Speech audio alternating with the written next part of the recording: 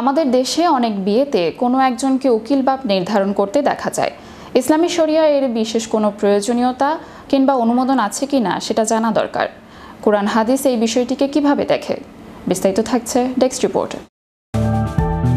আমাদের দেশে অনেক বিয়েতে কোনো একজনকে উকিল বাপ নির্ধারণ করতে দেখা যায়। ইসলামী শরিয়ায় এর বিশেষ কোনো প্রয়োজনীয়তা কিংবা অনুমোদন আছে কিনা সেটা জানা দরকার। কোরআন হাদিস এই বিষয়টিকে কিভাবে দেখে।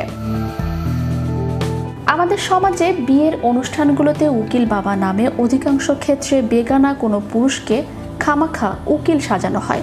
অতঃপর খুব গুরুত্বের সাথে সারা জীবন সে সম্পর্ক রক্ষা করে চলা হয়।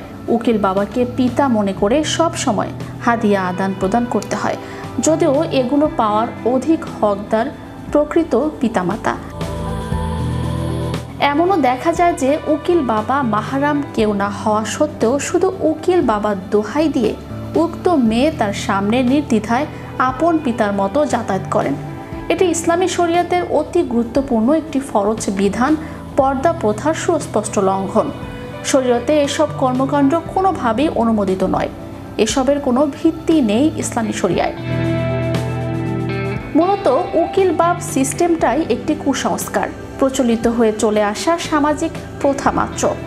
ইসলামের পবিত্র বিয়ে বন্ধনে আবদ্ধ হওয়ার জন্য দুজন পুরুষ অথবা একজন পুরুষ ও দুজন মহিলা সাক্ষী উপস্থিত থাকা বাধ্যতামূলক। এই সাক্ষী মণ্ডলীর একজনকে দেশীয় পরিভাষায় বলা হয় উকিল বাপ। আমাদের দেশে এই উকিল বাপ ও তার আত্মীয় স্বজনের সঙ্গে রক্তের সম্পর্কের মতো আচরণ করা হয়। অবলীলায় তাদের সঙ্গে দেখা সাক্ষাৎ করা হয়। অথচ উকিল বাপ সংস্কৃতি ইসলাম সম্মত নয়। কেননা যদি বিয়ের সাক্ষী হলেই তাকে উকিল বাপ হিসেবে আখ্যায়িত করা হয়, তাহলে দুজন সাক্ষীরই তো উকিল বাপ হওয়ার কথা। অথচ বিয়ের সাক্ষী একজনকে পিতার আসনে বসানো হয় আর অন্যজনকে এই বিশেষ বিশেষণ থেকে বঞ্চিত করা হয়। এটাতেও রয়েছে বেইনসাফি। তাছাড়া পৃথিবীতে প্রকৃত বাবা একজনই, যার ঔরসের সন্তান জন্মগ্রহণ করেছে। বিশেষভাবে বলা হয়েছে, যদি মেয়ের গায়রে মাহারামদের মধ্যে কাউকে উকিল বানানো হয়, তাহলে সে আজীবন গায়রে মাহারাম থাকবেন।